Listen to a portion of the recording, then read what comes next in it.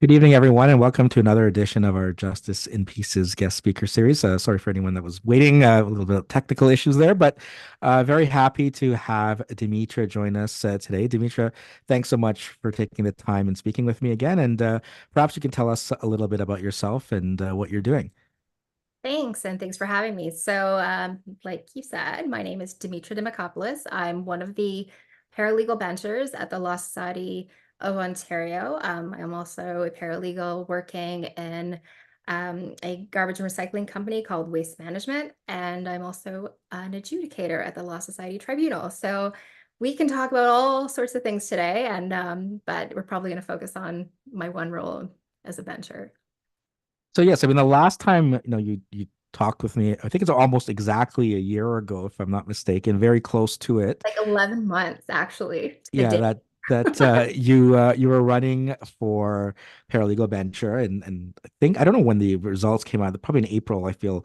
May 1st. Um May 1st. May 1st. Okay, so yeah, 11 months ago. So almost a year later. And again, I'm hoping to talk to some of your other colleagues over the next few weeks. And so, I mean, it's a good check-in point of, well, what have you been doing? Right. I mean, it's like, the politicians that run and then they're like, oh, well, they said that they would cut my taxes and, you know, uh, haven't they done so? Right. So maybe you could kind of start by giving us a little recap of kind of what's been happening. And maybe you can actually start with, what a bencher does, for anyone that may not know, and, the governance at the Law Society. And then we can kind of look at, what are the highlights over the last year. Go from there. Okay, sure. Well, so convocation and benchers, these are all like fancy words for like the board of directors. So benchers are the directors that are governing the Law Society and basically the regulation of law of paralegals and lawyers in Ontario. So they're on the board. We currently have 53 people. We have 40 lawyers, 5 paralegals, and 8 lay benchers. So these are people appointed by the government that are members of the public. And so that's our board. And we meet not every month, but most of the months of the year. And so we meet as a big group, but then a lot of the main work happens at the committee level. So each bencher is put on, several different committees based on their interests. Like we're all asked during the first few months that we are in office on like what our interests are, what we would like to do, and then we're put in specific committees. And so I lucked out. I got all the ones that I wanted, and I even got one surprise. I was put on the restaurant committee. So I can go through some of them if you'd like. I can describe them. Um, would you like me to Yeah, describe? yeah, and I guess before I think probably as a good time, I mean, and you can probably elaborate that you're speaking on your own behalf, and you don't speak on behalf of all the benchers and the staff at the Law Society. I suppose I don't know if there's like a little disclaimer you have to share, but Thank you for reminding me. Yes, there is one. So that's actually something that might come up a bit later when we talk about other things that transpired in the last year. But one thing I think people really need to understand is that, like any organization, there's usually specific people that are designated as the spokespeople for that organization. So in that same way, we have 2 spokespeople. So one is the CEO, the Chief Executive Officer of the Law Society, who is Diana Miles. And then we have the Treasurer of the Law Society, who's basically the highest position on the board of directors. And that's the treasurer's role. So Jacqueline Horvat currently has that position. So those are the only 2 people who could provide statements on behalf of the Law Society. And I mean, there were certain things that happened in the last year where a lot of people were like, well, why isn't no one saying anything? Why aren't you speaking up? And we as individual benchers cannot make statements to the public or to the media about certain issues because on behalf of the Law Society. And so for that reason, I also will not be making comments on certain things that transpired because I'm here today in my role as a bencher. So that's the disclaimer. And yes, and my comments today about different things going on are like my personal comments on this particular issue about the Law Society, but I will not be going into anything very political that has transpired in the last 12 months. okay. So with that in mind, then maybe you can tell us some of the committees you're involved with, and what it's like. I guess you're brand new, so May 1st came around, right? You got elected. I think there was a meeting, I think the same day or something. And then you had probably training and over the summer and what it's been like being a bencher, I guess generally. Well, I mean, May was a bit of a whirlwind because the results came out May 1st in the morning as we were all waiting there. I know I had like my phone. I kept just trying to refresh it. I was texting people waiting. Yeah, so it was just a whirlwind of emotions. We had a party, like, a lot of the team that I was on, we had a party that evening.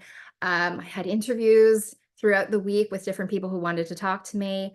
And I think it was like literally the next week on May 10th, we started our orientation and it was split in 2 days.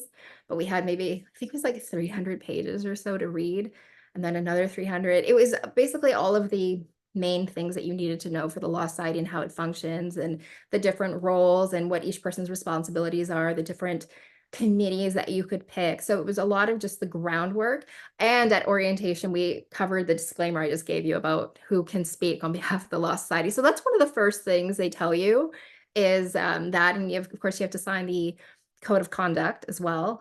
And and actually speaking to that point, when I first got elected, I got some lovely well wishes from people, but people were also trying to give me gifts. And that's one thing I'll tell you, I'm not allowed to accept gifts. So thank you to anyone who sent me anything, but I couldn't accept them for because of the code of conduct.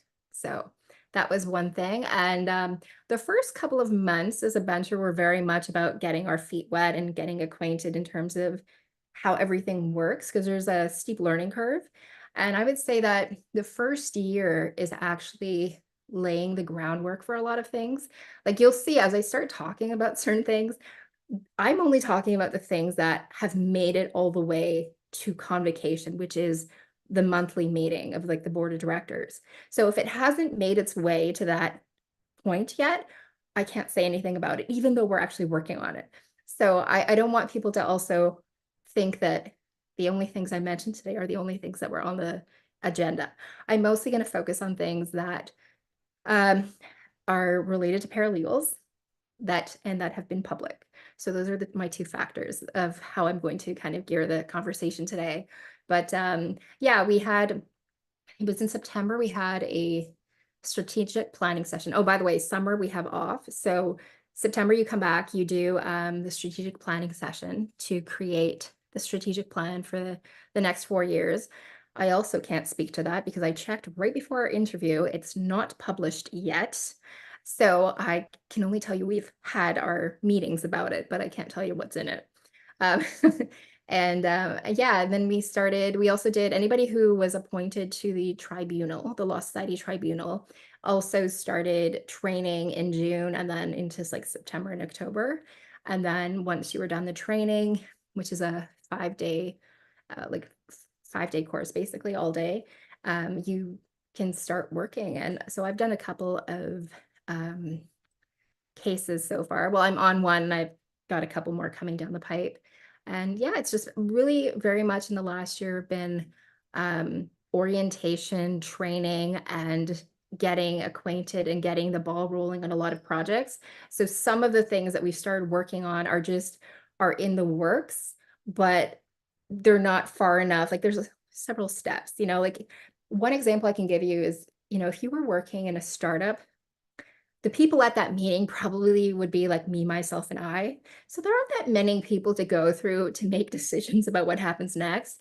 But with an organization of this level and this size, there are several steps that people have to go, you have to go through to get approvals. So it takes a little bit of time before it can even get to the point where it's public. So sometimes I hope it's not annoying to hear this, but like sometimes my answer will be that we're working on it, but I can't tell you about it.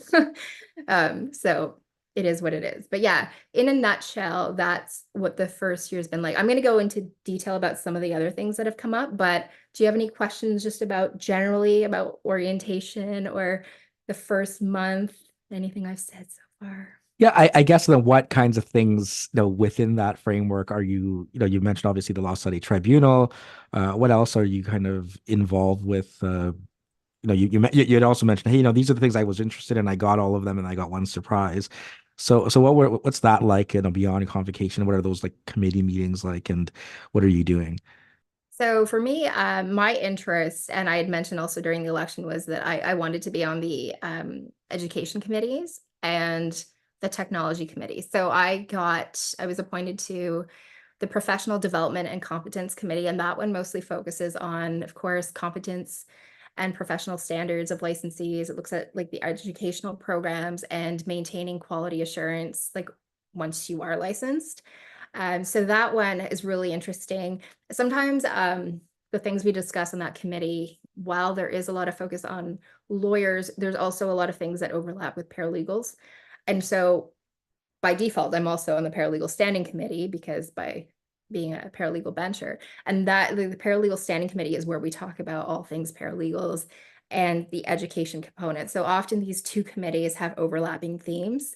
So I sit on both of those. I'm also on the futures committee, which is a fairly new committee. It's basically looking at the current state of the legal professions. It's looking at how disruptors are affecting the provision of legal services, like what's coming down the pipe, what new innovations have been developed like during the pandemic. So we're keeping an eye out on that. But the other surprise I think I had with that committee was that we were also very much looking at mental health because initially I was like, oh, it's just all about technology. It's about technology, but it's also like the current state of the profession. So if you see anything about, you know, burnout and mental health, like that would also be covered in that committee. So that was a bit of a surprise to me. I didn't really understand the depth of the mandate. And then I was appointed to the tribunal because I had asked to be an adjudicator. And then my surprise was I was put on the restaurant task force. And so I've had a lot of people actually ask me about the restaurant. When they heard like what committees I got, they're like, so is it opening? So this is an example of how I can tell you that I'm on the task force, but I can't tell you anything public about it because work is happening. There was a task force before the new bench came in last year. And so we were basically taking over from where they left off, and we're looking at different options on what is feasible going forward with the restaurant.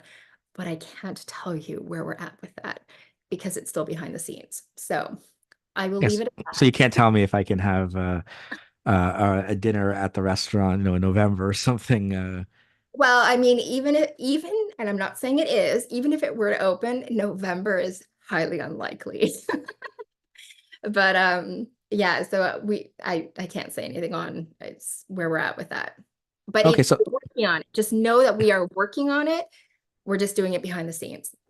and I guess that maybe it's an important thing maybe you can elaborate on because a lot of times, whether it's paralegal benchers, lawyer benchers, uh, typically obviously coming into the elections, right? I remember all the different candidates I talked about. Well, what's going on? What are they doing? And no, perhaps, there may be renewed interest now a year later, 2 years later, 3 years later, right? Whenever, we gear up for elections again, like what did they actually do? So, I mean, what would you say to that, right? In terms of, I mean, obviously, again, you're going to say, well, there's stuff that we're doing that I can't tell you about, but uh, 1 year later, in terms of, you've had convocations, like what are the kinds of things that have come before the Law Society? Um, Things that, we were talking about in the election cycle and has anything materialized to the point that it's at convocation yet that you can share with us that is public that the Law Society has been doing already? Yes, so I can mention, we made a list of things. So one of the things that came up, we had a policy regarding bench information requests, and that one came up. It's not specific to paralegals. This is more of just in general, how do we have information, what access to the paralegals and lawyers, like basically the directors, what access do we have to information to do our jobs? That became a little contentious. It went to the media, kind of picked up on that. All I can tell you on that point is it did make it to convocation in September, and it's now been tabled. So we're still working on it behind the scenes. It has yet to make it back to convocation, but I just wanted to mention that because I know that that had been a bit of a controversy when it came up. And I mean, obviously, if like Law Times is talking about it, there's a lot of interest outside of just a few people. One thing that was a big interest that I saw on LinkedIn that people wanted to know more about was whether the certified specialist program would continue. So just to give a background for people who might not be aware, currently, any lawyer licensees that decide to become specialists in a particular area of law, can, if they've met the requirements, can be designated as a certified specialist. So there was, again, with this program, they're like, should we wind it down? Should we continue it? Because there aren't that many people, like in terms of percentage of people like who are lawyers, there aren't that many who are enrolled in this program. So, it becomes like a cost benefit analysis. But the basically the latest announcement on this program is that it will continue. It'll still continue, and we're looking at just how to improve it. There were some extra requirements put in for the lawyers, but the part that is applicable to paralegals is the fact that it was decided in November of last year that we would explore other ways of like what to do with this program, but also how to expand it to paralegals. So I want to be clear on this. We don't have a definitive plan on how this will happen or whether it will actually expand to paralegals. The only thing that was actually decided at this point in November was that there would be discussions about it. So I don't want to like get people excited about certain things. I want to be very clear about where we're at with this. There is talk about this, discussions happening to expand it. So I would, keep my eyes out because I don't know when down the line this would happen, but of course, with anything like this, usually you need consultations. So at some point, if you want to put in your 2 cents, because I do know that when they were talking about getting rid of it, there was a consultation that went out for lawyers and paralegals, and a lot of paralegals wrote in. So thank you for putting in your 2 cents about that. So that's where we're at with that program. And then we have the Practice Essentials course that is coming down the pipe that was also announced.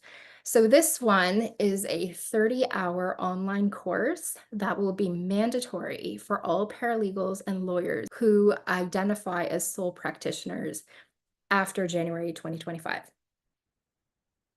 So this program was supposed to be launched in January 2024, but it was just delayed by a year because there were still some things that needed to be fixed, technologically. And I think setting it up, there was a bit more work to do. So right now it is set for January 2025, and it'll be for both paralegals and lawyers. People might be asking, they're like, well, what is in this 30-hour course? Like, what do I have to do with this? So the course is basically for it's in response to looking at the complaints that come into the Law Society about paralegals and lawyers. And often the majority of them are about like sole practitioners.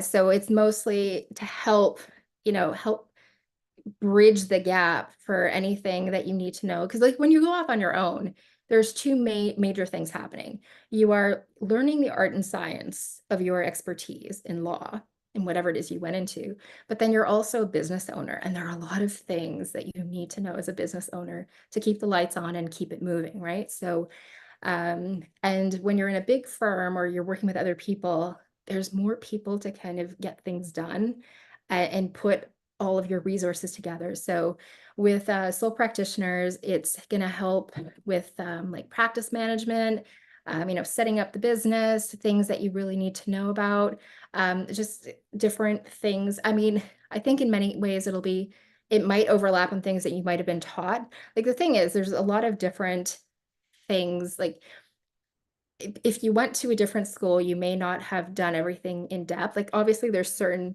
you can speak to this.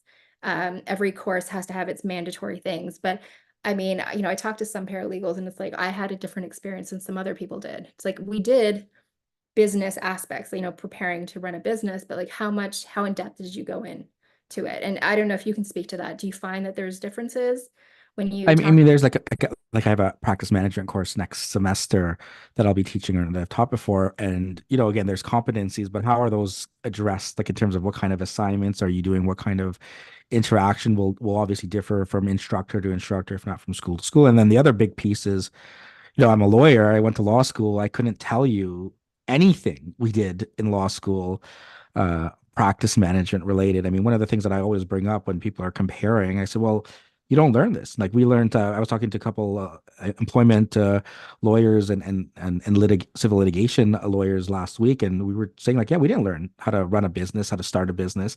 So I mean, I think especially from sole practitioner lawyers, that's something that is needed. Perhaps maybe you can give me a little bit, and for anyone listening, so you said it's 30 hours. Is it like an online kind of like web-based course? Is it Online. free? Is it count to your substantive hours? Like what? It's online. It's going to be interactive. If you want more information about it, the first place I would look would be on uh, the LSO's website under where it says convocation. And I'm going to check right now because I was just on it, but I want to give you, if anyone who's listening, I want to give you your exact place that you would have seen it. So I believe it was, if you go onto the website under convocation where it says like the materials of where things are, I believe it was mentioned. Oh, here we go. It was the October 26, 2023 meeting. It talked about the practice essentials course and it had the report attached to it. So if you want any more information on it, you can go read the report. Now, you were asking about certain details about it, and there are still elements about this program that are being ironed out, like how, will it apply to your CPD hours? Will it be free? All of those things are like, there are certain things that are still being ironed out. So as far as I remember, price is not listed on that yet. So if you want to find out more about it, whatever is listed on in the report is the only thing that's public right now. But keep your eye out, like for anyone who's asking, because I get this question a lot. It's like, are there any updates yet? If there are any updates, they will come from the Law Society's social media channels and through convocation materials. So as if you're not watching convocation, the one place you want to check, first of all, the emails you get from the Law Society, because you always get an email the day of convocation about what just happened and the updates. So that's one place. And the second one is to check your social media, because I've had people message me privately and ask me if there's an update. Like if it's not public, I can't tell you about it, number one. And if it's public at this point, the only thing I could share is something that's already disseminated on like the website, or so those would be the places that I would check. But um, in short, I don't have answers to some of those questions about price, about like fees and how much it's going to cost, and also how long you would have to do it. Like those are things that are still being ironed out because, like you said, there's a distinction between lawyers who have not gone through these courses and these concepts in law school. So for them, it's very new. Whereas for paralegals, there might very well be overlap. And to what extent really depends on like the factors that you mentioned. Like I know when I went to school, we did a business plan. I did bookkeeping, I did all these different things for running your own business. But then I talk to other people who tell me they've had a more in-depth experience. So like it really depends on a lot of factors, but I think this is going to be like a work in progress. And we have a few more months to iron out the rest of the issues that go with this course before it actually launches in January 2025. Perfect. Yeah, and I would assume there's like a you have till such and such date to finish it, and all of those details over the next year Yeah. or 6 months or so will be posted, and maybe they'll get more feedback as well from the sole practitioners, right? If there's like $1,000 cost or something, they're going to say we can't really afford that if it's required to, right? Well, I mean, it's a good point about price, about like how much it'll cost, and that's something definitely that I think about. If I were just starting out and I had to do this course and I just paid for all these other things, yeah, absolutely, I would consider that something that is important to factor in. And we will keep discussing about that behind the scenes. And when we're ready, it will become public. But those were the big pieces that came before us in the last couple of months. And like I said, again, there's other things going on, but I can't talk about them. But if you have other questions specifically on it, I can absolutely. Um, did anybody like send in questions? No, I don't think. I guess what maybe I could look at. I mean, obviously, I don't know if it's come up yet, but in the elections, obviously there was two. coalitions and groups, and I know there was a lot of talk of, well, how can our elections be, our board is like 53 deep, like, all these consultations, all these people are involved that may add to the time and things getting done. And even like the breakdown with, five paralegal benchers versus 40 lawyer benchers versus eight lay benchers. And, specifically for paralegals, right? I mean, again, I haven't been well attuned, but, the same kinds of issues of, where do we stand, within the Law Society? Could we do more things, whether and I know there's developments with Fanshawe, I think, and family, uh, FLSP, right, coming next year. I don't know if there's any update there that you have that's any different, as well as, what other things that can paralegals do. So I don't know if there's anything in those things that you can address as a paralegal bencher, one of five with a group. I mean, I think, almost entirely of the people you ran alongside with, and is it unanimous things are happening, or is there disagreements within the coalition now, right? That it's now, you're not a group anymore, right? So So how is many that kind things of, in this question. Like, yeah, I'll take them. yeah, Okay, so the first thing was I forgot to mention the FLSP. Yes, so there's a partnership with Fanshawe. Right now, it's the only one that will be offering the online program. And again, yeah, I'll find the exact place where it was that we mentioned it. I believe it was, um, okay, I don't remember the exact date, but yes, it was posted on the Law Society's website. And I want to say it was in the fall, but the only thing I can say is that they who they picked. So in terms of like the school that was chosen, and that's pretty much all I can tell you. Anything else in terms of details that are coming down the pipe about that program will come out slowly, but yes, that was one big one. So I'm very glad because I forgot to. So there's the FLSP. Then the other part of your question was about the different factions, I think you said, that came together. yeah, like just a electoral. Like I know there were some people that talked about, well, like, is this the best way to pick our board, and how do we get to, independent voices and stuff like that. I'm just trying to recall, like, what were the things last year. Yeah. So I spoke to like 90 people, so there was like all of these things, like, replaying it in my head. But I guess what it's been like in terms of, now you have that group. Again, I know we've talked about convocation generally, but, has there been talk of, how things have been working, and specifically, I guess, for paralegals is, your five voices of 53, are those things, that are being discussed publicly and happening publicly, at convocation, like, do you see that there's movement of, hey, there are paralegals here, let's see what's in their best interests, as opposed to, the traditional kind of argument, well, the lawyers are looking out for the lawyer benches are looking out for the lawyers, so it's hard to kind of get movement on things that way. Well, one thing you should know is that there's paralegal representation on every committee. So we are spread out and we're definitely vocal, I'll tell you that. I do find that, we are getting our points across. Sometimes you just have to be a bit louder because there's fewer of you. But we're constantly saying things. And just to go back to the governance piece that you mentioned, and I wanted to check, I was like, yes, it's on the public website, so I'll talk about it. It's the Governance Review Task Force that was set up. So there is, again, work being done behind the scenes about looking at the governance structure and number of seats, whether they'll be elected, or, the whole system on like what's working, what's not, how do we move forward. And so that's a work in progress. It will probably take a long time because there was just a lot of things to iron out there.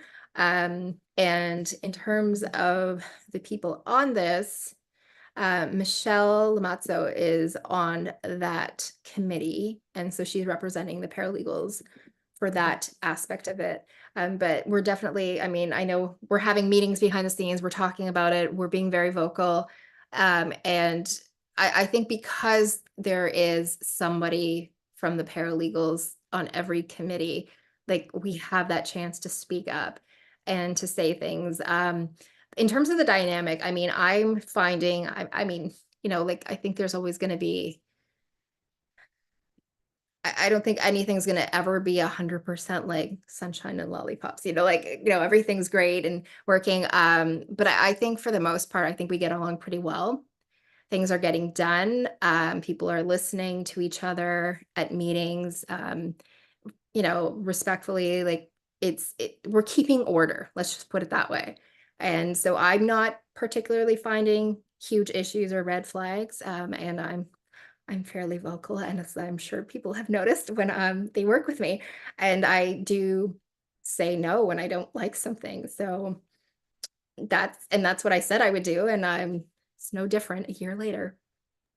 Yeah, so I guess I mean because people are always were like, well, are you guys just going to vote, all along the same lines, right? Like, does that just mean it's going to be, one set of ideals? I think one of the criticisms, right, was that no, there was a group of five of you running together, and I don't remember exactly, like 20 candidates in total for the paralegal bencher spots, and a number of them would bring up, well, look, what you're just getting one times five here. Now, is that the case? Like, if I were to talk to, and I'm hoping to talk to like Deborah at least in a couple weeks, and I'm hopefully the rest of them, but like, uh, is that a true criticism a year later that you can say, well, hey, Deborah and Demetra voted exactly the same on everything. So what's the point of having them together when they're basically just doubling their voice and saying the same thing? Well, actually, you'll see that there were a few times at convocation where we had roll calls. So that essentially what that means is that if there's a decision that goes before convocation, if one of the benchers requests roll call, that means that we are called alphabetically and we have to one by one give our vote, and then the votes are tallied, as opposed to not having a roll call where you simply ask, like, does anyone abstain or object to like the motion before you? And so in these situations of roll call, there have been moments, many moments, where we did not vote the same way. There wasn't a unanimous vote. And I mean, overall, for the board, I'll give you an example, like the policy that I mentioned earlier about the venture information requests that was tabled in September that hasn't come back yet to convocation. That was not unanimous. And that also made it into the news about how it wasn't unanimous and that we were actually, that was, I think, one of the first instances where I think people saw that we weren't voting as a block. Like there was thought put to it and it was tabled. So I mean, I think that should be an indication. And if you haven't been watching convocation, I think if you can go back to the minutes and see what's posted online, you can see how we I'm pretty sure it would show like how we voted if it was roll call. Now, again, maybe I might anticipate the answer might be, well, I can't say anything, but no, some of the Right. personal things that you wanted to do. Now it's been a year. Are you like, again, from a paralegal perspective, being able to do more things like within scope? I know obviously, you mentioned paralegal standing committee, so I don't know if there's anything. Uh, I know as a program coordinator that in September 1st, any students that enroll after that date, I mean, at least according to the last notice, is that it's 240 hours for internship, which is brand new. Um, and I know I got an email yesterday that a hybrid program is allowed to a pilot project is going to continue. So I mean, I'm assuming that's going to be public, but that what's going on there that you can share it, and maybe any of your own personal thoughts of what I wanted to do in this role. What have you been able to kind of bring to the table? I mean, I know obviously you can't say, well, if there's actual results yet, but um, in finding, being in this structure, here's the things that I want to, here's the things that people have been coming to me about, and here's what's being done about it. Because no, again, it's very easy to say, well, we want to do more in immigration, or we want to be able to do more in other areas, family law. Again, obviously this is eventually going to be rolled out next year, but how are you finding being able to bring those to the table, and sort of seeing some of those projects go forward? Well, so one thing to keep in mind is the pacing of how things happen. And remember when I said earlier, there's a lot of steps you have to go through to get people's approvals. So, I mean, some people might criticize from the outside and say, oh, this is moving really slowly, but you have to remember like the big entity that you're working with and how many people have to give input. So within the year, most of the stuff that's happened has been like getting things going and off the ground. I mean, I've been able to give my opinions on like in terms of like from the professional development side, the concerns that I've heard over and over again from paralegals on just different things in terms of the practice essentials course, the certified specialist program, the national requirement, which ties into like the marching orders that you give the law schools and what they have to do in their program. I've been able to give my input from that perspective. And one of the things I said I was going to do during the election that I've been keeping to is expanding my network. So that's something more in my control that doesn't rely on like 52 other people to agree with me, or even not even 52, but like the majority, right? So I've been able to um, expand my network and talk to a lot of different people who are at different stages of their career, both as lawyers and paralegals, because I wanted to see the bigger picture. So for me, that's something I've been able to do like outside of convocation so that I have a more comprehensive view on a particular issue as opposed to like just whatever's in front of me, like in terms of a report. Um, so from that end, that I've been doing successfully, and internally, I've been able to really just speak my mind and just keep giving my input. And I think what people need to remember is that because there's so many people around the table, like you can give your input, but often it's like majority vote. So sometimes not everything makes it to the next stage. So, I mean, the most I can say is I've been able to speak up about things and I don't shy away from doing it. But in terms of like specifics, I couldn't really give you any at this stage because we're still very, I almost feel like we're still getting started in many ways. And keep in mind, the venture year is not even over. So we just happened to do this interview a little bit shy of the 1 year, but like the venture year actually ends May 31st. So we do have 2 more months to go, which happen to be 2 more months where we're sitting. And I say that specifically because if you look at like the full year, the summer is off.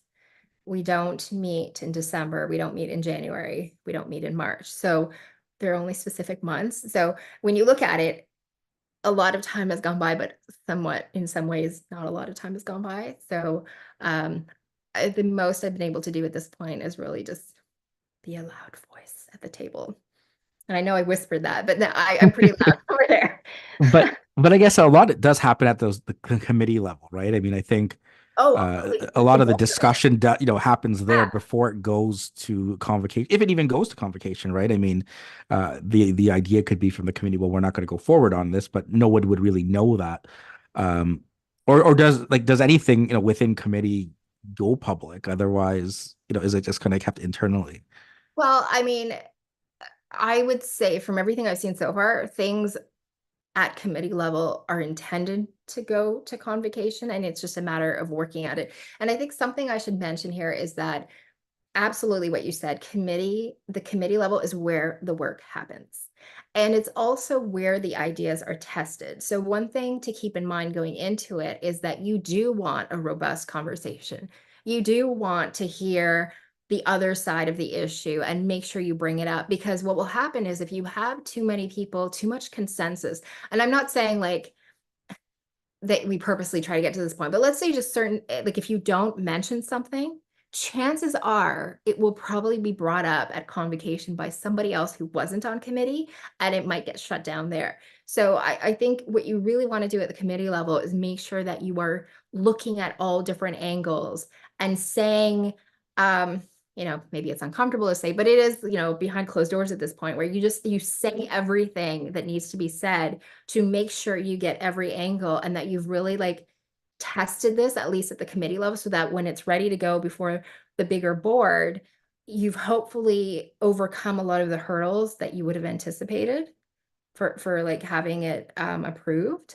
And of course, it's like majority, like you're not going to, well, maybe sometimes you might get unanimous, but chances are you're not going to have everyone on the same page. Like there will be people who don't agree with you, but you want to make sure you have taken the steps to make it as robust as possible at the committee level. And so that's where you want to make sure you're showing up, you're reading your materials, and you are speaking your mind and, talking about that. And that's where I feel like I've been very vocal. So is there anything you can share about like things that you'd like to see done that you can tell us? Like, I mean, maybe um, again, over the next 3 and a little bit years, um, that you're hoping to based on one of the things you said you have control of is going and talking to a lot of lawyers and paralegals, connecting with people on LinkedIn, doing things like this, where you can get some more sort of feedback and connect with the greater legal community, and some of the stuff that's coming to you that you're like, well, you know what, I think that is a great idea. I want to bring this to the committee, or people really want the restaurant to open, or and that's what I'm hearing, or I'm actually hearing, no, we can just go down the road, to the Eaton Center, and that's not a big deal, right? But what can you share about that? That again, hopefully is not something that's not to, obviously it's not public, but like stuff that you can talk about that I would like to you're see. hearing from, and that you're hoping that you can sort of move forward at the committee or at convocation over the next couple of years. One thing that I am pretty vocal about that I like to see eventually kind of get integrated is, we're coming out of the pandemic where we saw a hybrid work environment, or in many cases, a virtual work environment that now has probably shifted to hybrid. And I would like to see more of adopting technology, which is why I'm on the technology committee, but very much so seeing ways to make things more accessible for people, because our economy, we've gotten to the point where, like, I'm in a generation that will likely never own property. If you follow the traditional route of getting a job, like a lot of the things that people have done, many people are in a situation where living in Toronto has become very difficult. And I know it's not just Toronto, but I'm speaking from my perspective of where I live right now. And I know how difficult it is in this city. And this is one of the tougher areas.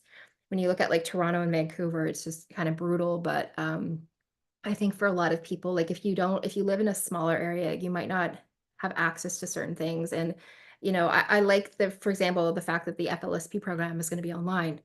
I don't have to be in Toronto to take this program. I don't have, you know what I mean? Like there are a lot of things where you would save money and you would be able to still move along in your career.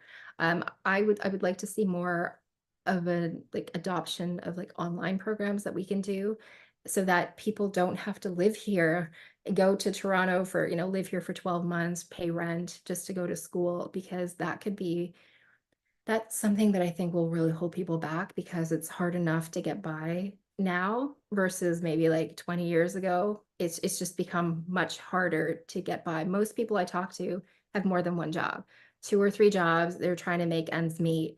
And so if we can create for more like access to justice, create opportunities for people to have more, like go to school online. Of course, have the safeguards around that and make sure that things are properly done. But I think there's a lot of examples around the world of how this works. And we've had with the years of the pandemic to kind of test things and see, like, does it work?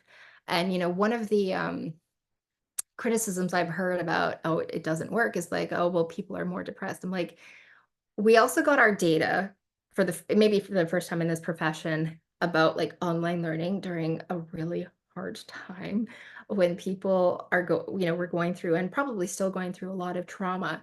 So I don't think we can just make any conclusions about whether online learning works or not because of when we collected this data. I think I've done online learning for years. Like I've continued learning and taking classes, and I have on my entrepreneurial side, I have been taking classes online and I know it works. I know it works very well. I mean, there might be certain things you have to think about in different professions just because of different safeguards. And if you're in a regulated profession, there might be other things to consider. But I definitely think that more online learning opportunities will benefit everyone moving forward so that we have more access. And, like I said, you don't have to spend extra expenses just to be able to go to school. I mean, how are you finding it? Like speaking to students, Yeah, you're I mean, I think certainly. I mean, obviously, like we're doing this. I've been doing this for like this is like fifth year. How many extra people have gotten a chance to connect with students, That, to organize people coming in person is a lot more time consuming logistics, right? I mean, like to do like the law study has, at the law study, right? The CPDs that happen in person and the setups there.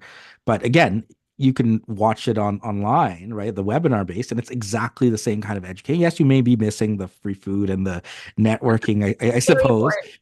the but I think there is a place, especially like think of like the places where they don't have paralegal colleges or law schools.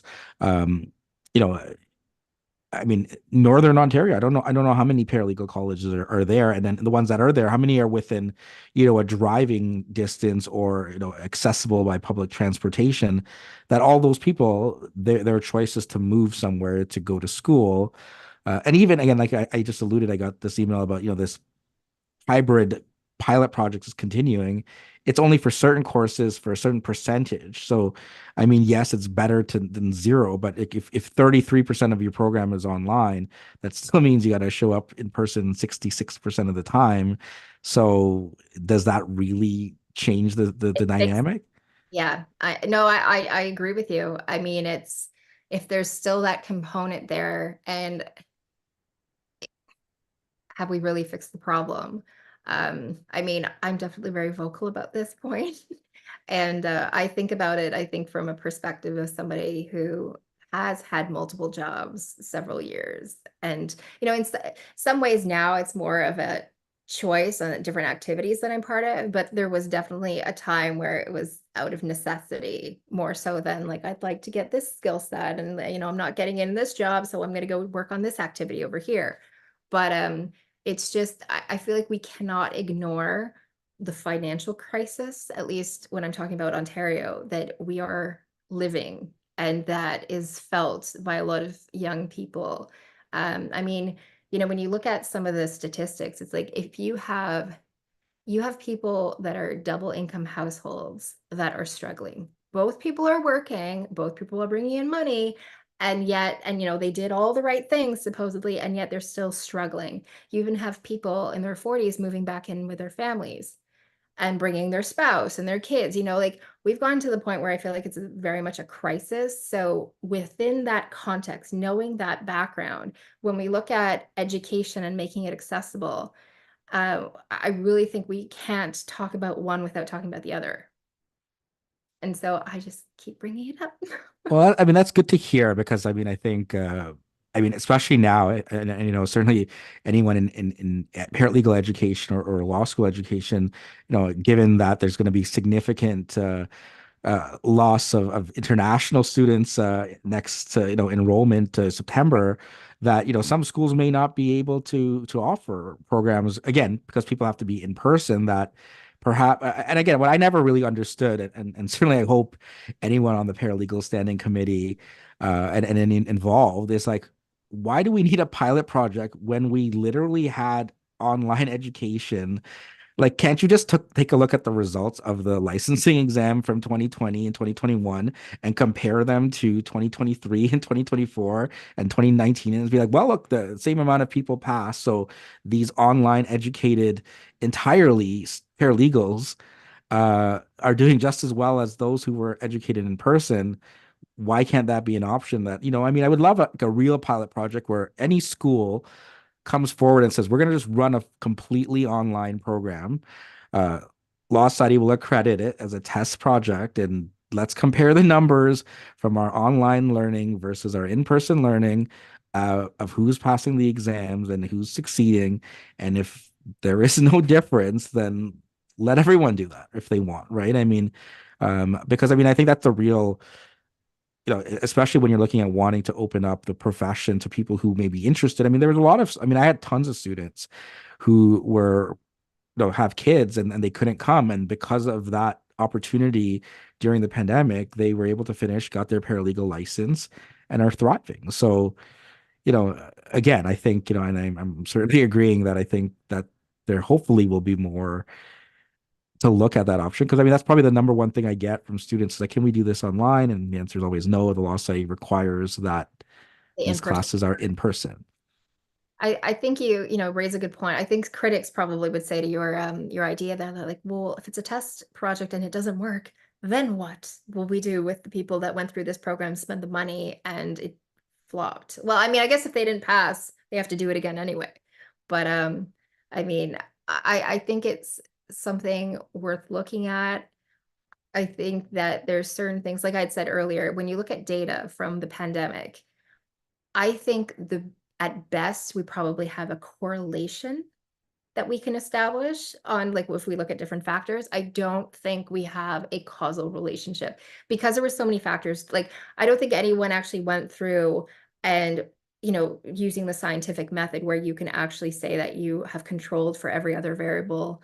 There's constants and you only have one variable. We had so many variables during the pandemic, and that's why I'm very adamant whenever I hear people speaking about the pandemic and what does and doesn't work. I'm like, well, you can't say that for a fact because you can, like, people were going through a lot of traumatic experiences. So for example, like, if I was in online school and I was having a nervous breakdown that day, but I still wanted to go to class, I probably wouldn't show up with my camera on. I probably wouldn't speak up that day, but I showed up. I was listening. I was off camera, was not commenting, but I was still there. So I was able to be there in the best way I could during my crisis, for example. But some people might look at that and be like, well, they're not participating and they don't care and their cameras are off. I'm like, well, we don't know what's going on in someone's life. But I do think that I think if we're going to have if we want to make real causal relationships with these variables, we're going to have to do um, a test that only looks at one variable at a time rather than just kind of tossing away the idea that certain things don't work. And because there's going to be people on both sides who say that, yeah, of course it works. We did it for 3 years and we managed to, get to this point and people passed. Then you're going to have others, the critics, that say it doesn't work for different reasons. But yeah, I think we just have to be very careful with the data and how we talk about it, and that we look at the full picture because I think, with statistics, they can be manipulated and things left out to kind of serve the argument you want to make. But in terms of moving forward with this, I think I lost my train of thought a bit, but you were talking about looking at different online options. I don't remember what you said right before that because I was going to No, comment. I just thought like again, if you want to have a real test, it's like let's compare the success of paralegals who've gone, who were, I mean, again, every school was entirely online for a year and a half, 2 years, right? I mean, what's the difference? I mean, they're writing the same exam, right? Essentially, as those who were in person. So is there any, I mean, again, as you said, to account for all these other variables, but I don't know. I don't think so, right? I mean, and so again, it would be just interesting to see what no how many more people would enroll in schools with that option and would succeed in the profession. And again, we won't know unless it was ever put out there. And I think certainly to echo what you're saying, it's worth looking into further rather than again, I don't think that there is at least a hybrid option for some schools. I don't know, even there, some of the limitations, like everyone has to be on camera, can't be longer than this many hours. It's only Right, these right. courses that again, someone's like, well, I still can't come to most of the classes, so great, but not great. I mean, maybe someone that's working part time is like, well, at least I can stay home today, and I could save that 2 hour commute on Fridays to avoid going to this tort class that's online. But again, I'd like to see that where a more thorough investigation into it to see if that could be a possibility and what the result would be for paralegal students and then paralegals down the road. Yeah, I mean, I know with this conversation and with this topic, like, things I've said before in terms of my own opinions when I contribute to this conversation is just that when people say that online learning may not work, I think that some of the things you have to look at, and I know that I think if I were in my 20s now and going to university for the first time or college for the first time, coming out of a very structured high school environment where they tell you what to read, what to do, like it's like spoon fed, and then going into an environment where all of a sudden you have to come up with the plan and you have to self-pace, that I think would have been harder for me at that stage of my life. Now, because I've had several years of work experience. And, if I were going to go to a program right now, I would be a mature student. So I feel like in my own experiences that I have gone to a point where I could self-pace, I could self-study, and it would be successful. And so I think part of having these options and whether or not something works is you do have to look at the factors of not even age, because sometimes people with their different experiences might have learned certain things, or they're just the personality that, is a voracious reader. Like you'll read on your own, you'll study on your own. Maybe you do that at a much younger age, much faster than I learned to do it, in terms of self-pacing and discipline. But I think it's definitely something to consider is just the other factors that contribute to whether something would be successful. And it's just because self-study takes a lot of discipline. A lot of discipline. You have to make sure you stay on track, that you pace yourself properly so that you get through all the materials.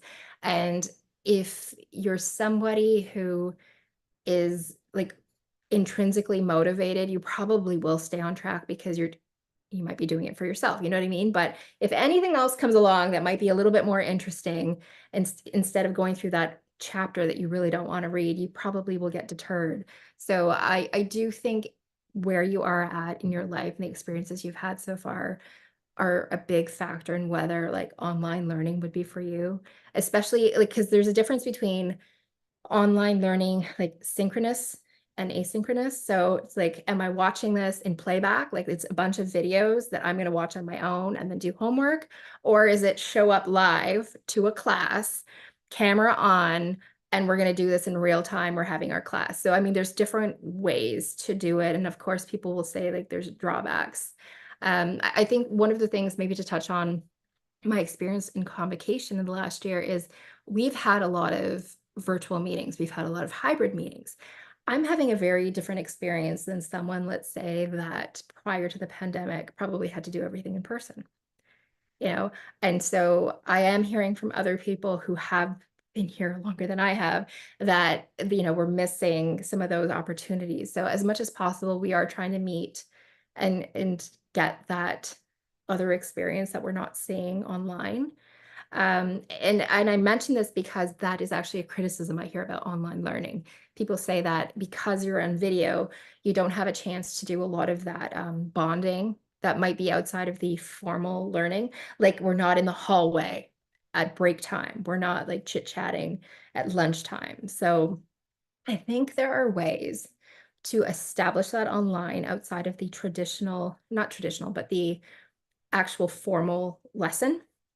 You can have opportunities. You just have to, I think it's a skill set that people have to learn how to facilitate in an online environment and how to create these um, opportunities for people to mingle. Because you could have like a coffee chat environment where it's like, this is not the formal lesson. Like, we're going to come in, we're going to chat, we're going to talk about stuff and find a way to really facilitate it. I think one of the hurdles we're seeing, and I've mentioned this before in the technology committee, is that, you know, there's a skill set in person. And when you adapt, all of a sudden we went from like pre-pandemic, everything in person, and like the legal professions are very much slower to get on board with technology to begin with. So prior to the pandemic, very much in person, very much paper-based, and all of a sudden you're like, pushed into let's say dragged into the 21st century forcefully, it's like adapt or die during the pandemic.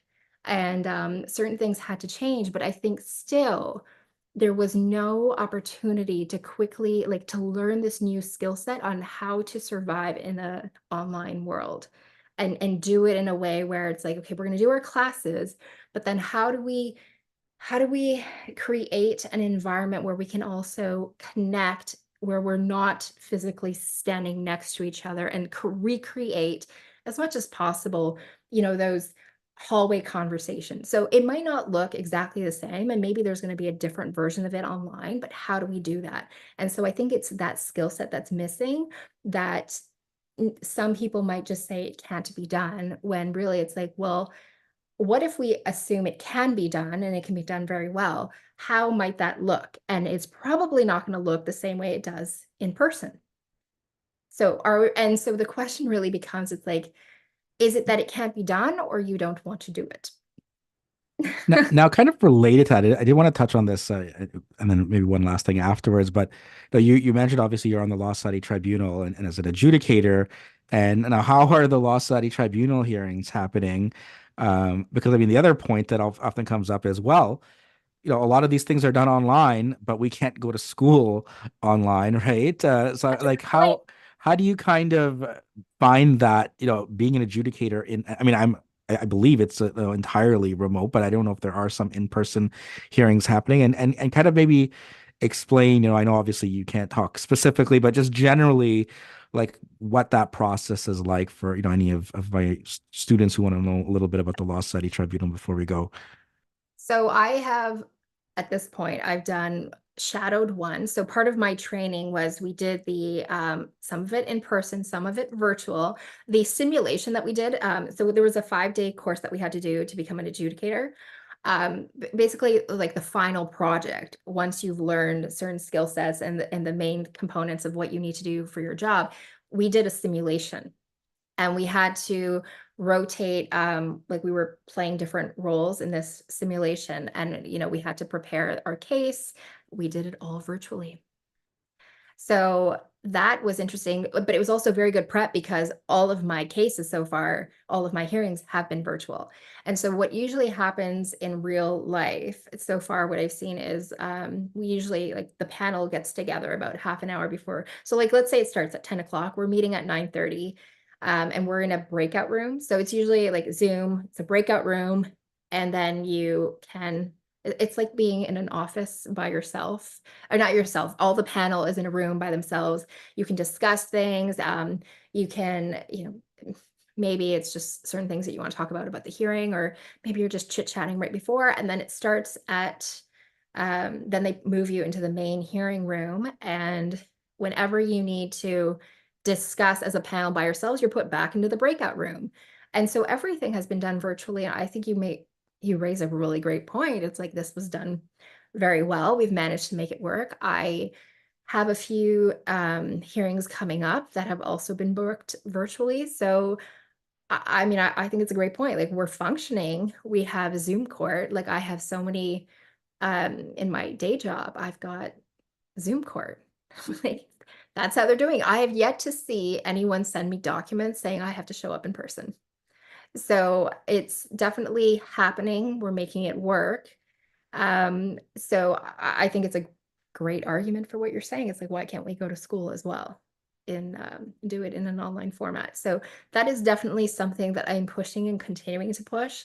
And I think as somebody who is experiencing a lot of the financial aspects of living in not just Ontario, but in Toronto specifically, I'm very vocal about these pieces. So I make sure people remember this part in the conversation and the arguments because it's, like I said, it's something that I feel like you cannot ignore and you can't talk about education or paying for things without having that bigger conversation about where else your money is going in terms of making it work. Now, I mean, obviously, I want to make sure you get time to sort of say what else is happening with the Law Society, right, as we go forward. I know, we've talked about some of the things, you're on some committees. There's things that are coming to convocation soon. But I mean, is there anything you could share, that's upcoming, with the Law Society over the next little while for anyone that's tuning in and we want to attend or participate? Yes. So I made a list of a couple of things coming down the pipe.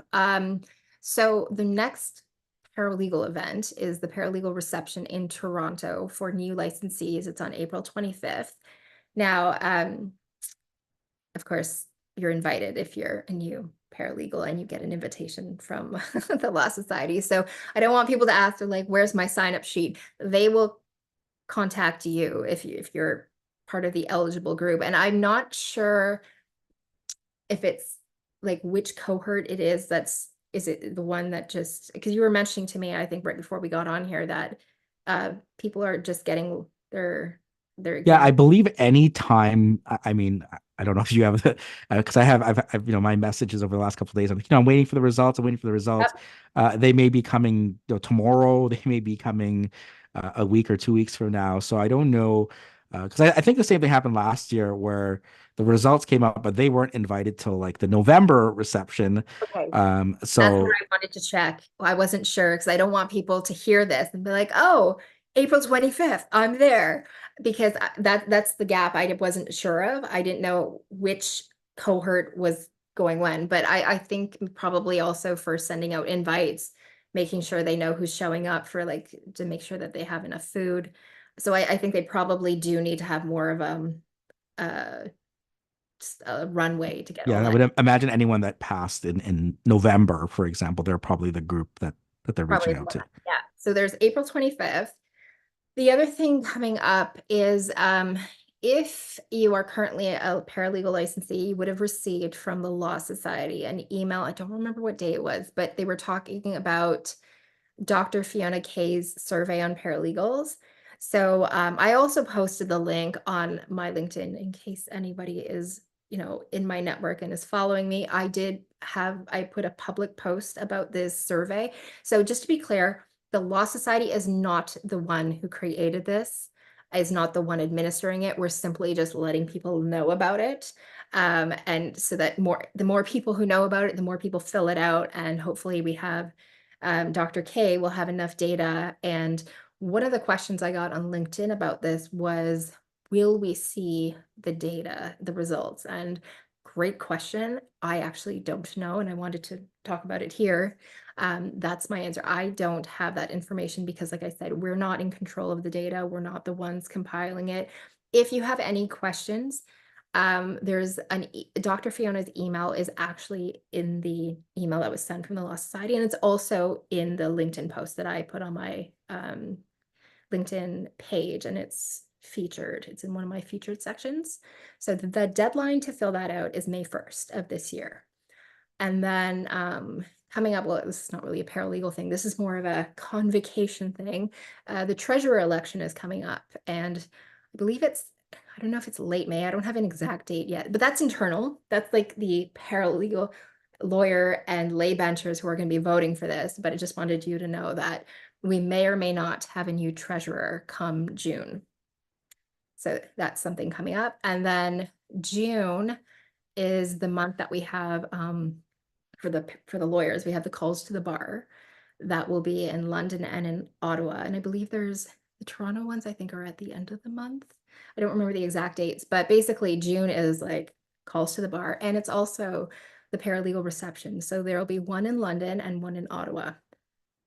And so if you're, again, a new licensee and you're in the cohort that they're looking at, you will receive an email about this. So please don't reach out to me and ask for an invitation because I certainly do not handle that. Well, But I would love to see them because I'm going to all three. I'm going to the Toronto, London, and Ottawa ones. So I am looking forward to meeting new people. yeah, I mean, you just brought up call to the bar. I mean, one of the things, though, having obviously been called to the bar myself, and then going to the welcome reception, is that there's kind of and I've also shared this with others, and hopefully, maybe I'm hoping it would be picked up, but is that they should have like some kind of recognition for the paralegal licensees in attendance.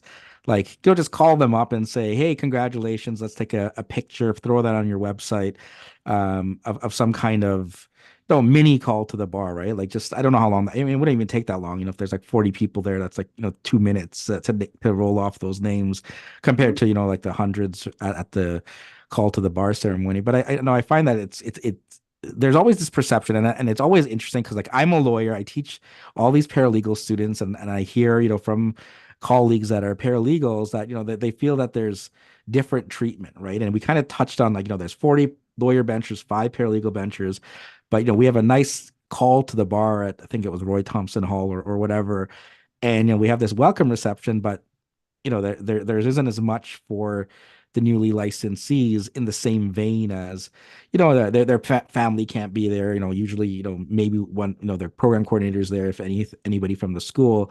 And is there anything about trying to make more welcoming, let's say, for the new I think that's an licensees? amazing idea. I totally support that. I would love to see that. And actually, now that you've talked about it, I think I should bring it up because that would be amazing. Maybe, I mean, if that were the case, you'd probably not do it at Convocation Hall anymore because the capacity, like there's just not enough room for that. But I agree. I think it would be amazing to have that moment to come up. I mean, like that reminded me as you were speaking, that reminded me like I won an award earlier this year at the University of Toronto, and this was the first year since I think it was 2019 that they were doing the ceremony in person. And so we had four cohorts at that ceremony.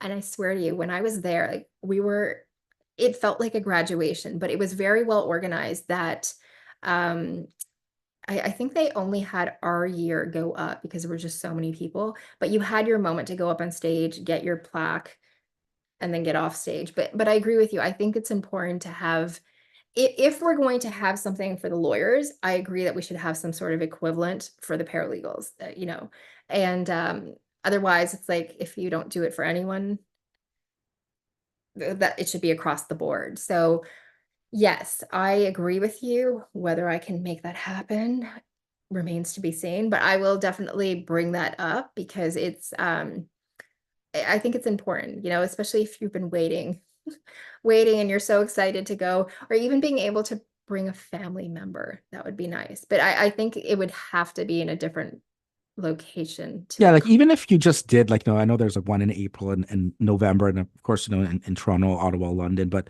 if you did like, one a year, right? Because I mean the lawyers have like three, I think, right? Or two at least. September. I remember being called in September, and I guess there's a June one, I believe. I don't know there if was there's a third one in third. March. I mean, I couldn't go to all these, but there was one on March 1st for the lawyers called to the bar, which I believe was Toronto. In June, there's of course London and Ottawa. There's the ones I'm going to, and then I think it's two at the end of June. I'm not able to go to those ones, so I don't have them in my But, mind. but Or like nonetheless, there's a number of different dates. So I mean, I think I don't know that I don't have the numbers of how many that. lawyers get called But there's a every lot. year. There's a lot. But like I think you could do one kind of for all the paralegals in Toronto, let's say, and and and and and do something where it's their family, whoever they want to invite, at the same places you're having it for the lawyers. I mean, no different. I mean, yes, That's there's no sort of gown type of thing, but you can have very court attire and do something. I mean, it just doesn't make sense that paralegal students and paralegal or newly licensed paralegals don't get that same treatment as a newly called lawyer.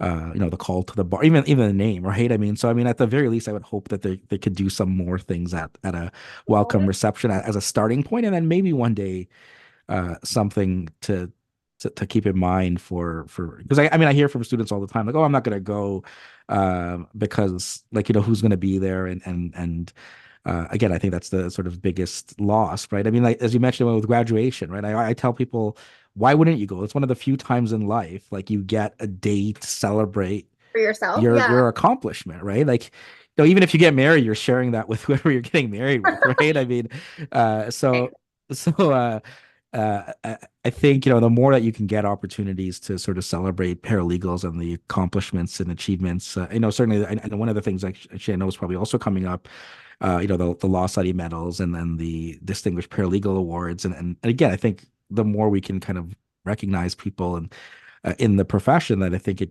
certainly makes you feel that you're joining the profession as a newly licensee and Thank you for bringing that up. That's also in May. I am really not getting this right today.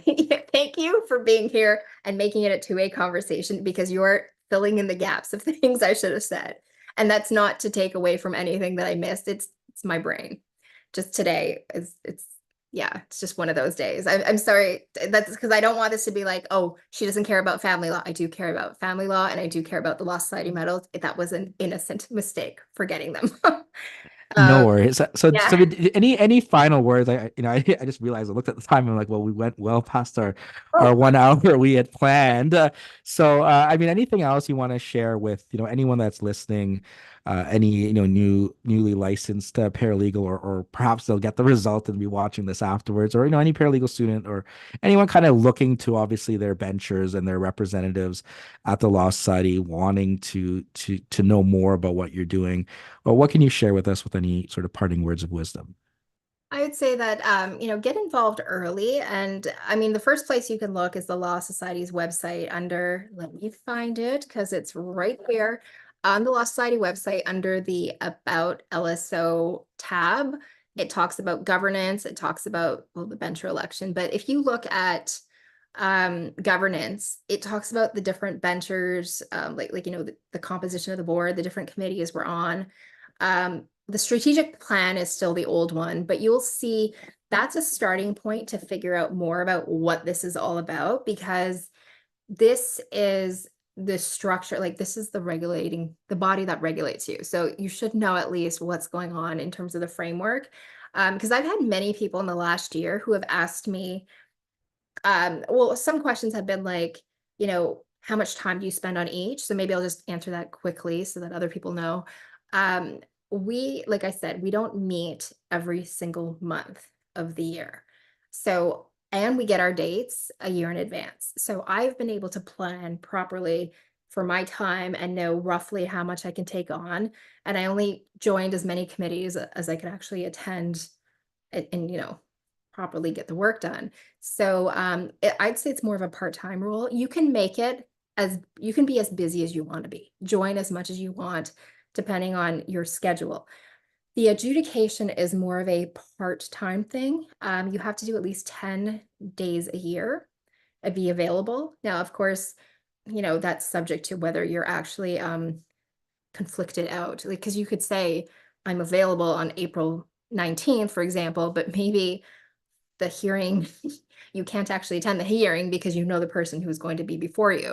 So, but I would say that's more of a casual to part-time in terms of my schedule. The bencher thing is more part-time, and then I have a full-time job. So anybody who's interested, I'd say start early, get involved, follow at least the announcements from the Law Society, read the emails from the Law Society when they send an email about convocation, it tells you what the updates are. So if you want to know more about it, like your progress in the profession very much depends on who you know as well, like your network, who you know and whether you're getting involved and the initiative you take. So one step you can take is get yourself out there and become more visible, learn about what's going on, attend these events, attend your reception when you're invited to it. Yeah, and just get involved early. Perfect. So thanks so much once again for taking the time and speaking with me, and thanks for everyone for tuning in, and all the best. Take care. Thank you. Bye.